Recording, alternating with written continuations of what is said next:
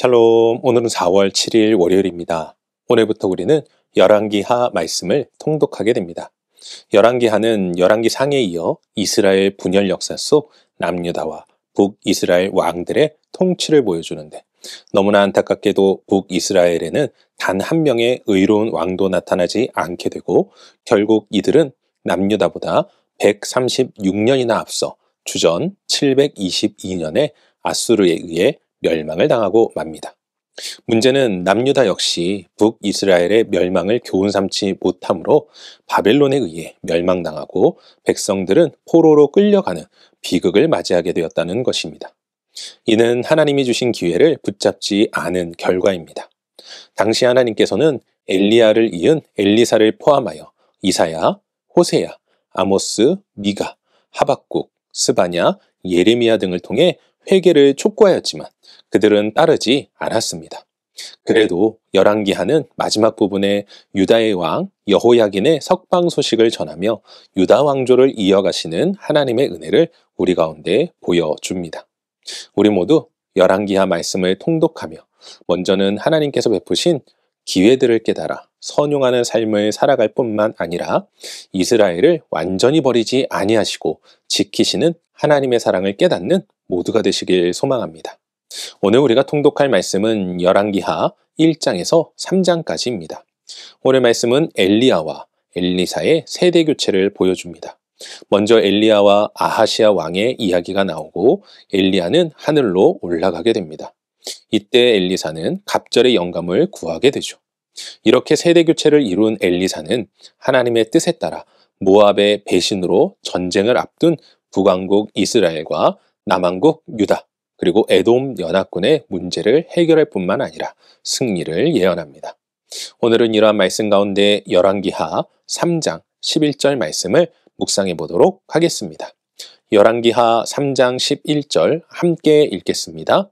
여호사밧이 이르되 우리가 여호와께 물을 만한 여호와의 선지자가 여기 없느냐 하는지라. 이스라엘 왕의 신하들 중 한 사람이 대답하여 이르되 전에 엘리야의 손에 물을 붓던 사밧의 아들 엘리사가 여기 있나이다 하니. 아멘. 오늘 말씀을 보면 모압의 배반으로 인하여 전쟁에 임하는 북이스람의 여호람과 이를 돕는 남유다의 여호사밧의 모습을 볼 수 있습니다. 이들은 서로 머리를 맞대고 어떻게 하면 전쟁에 이길 수 있을지 전략을 짜게 되는데, 이때 여호사밧은 전략적으로 승리 가능성이 더 높은 에돔 광야길로 그 코스를 정하게 되죠. 그런데 그들의 계획 가운데 심각한 문제가 발생하게 됩니다. 그것은 바로 마실 물이 떨어지고 만 것이었죠. 이에 북이스라엘의 왕 여호람은 닥쳐온 문제 앞에 낙심한 나머지 하나님을 원망하게 됩니다.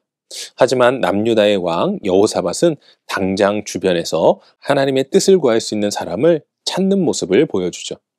같은 상황 속에서 둘은 대조적인 모습을 보여주고 있습니다. 사랑하는 성도 여러분, 두 사람의 모습을 보면서 무슨 생각이 드십니까? 혹시 오늘을 살아가는 우리들의 모습을 발견하게 되시지 않습니까? 우리는 종종 우리의 계획을 가지고 인생을 살아갈 때가 있습니다. 이때 문제는 나의 계획대로 그 일들이 잘 풀린다면 괜찮겠지만 문제와 어려움을 만날 때도 있다는 것이겠죠. 그리고 이때 우리는 어떻게 행동하고 있느냐 하는 것입니다. 혹시 여호람과 같이 낙심하여 하나님을 원망하십니까?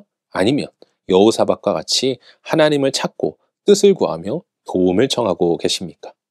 우리 모두 여호사밧과 같이 혹 실수를 범하였다 하여도 즉시로 깨닫고 하나님을 찾는 분들 되시길 소망합니다.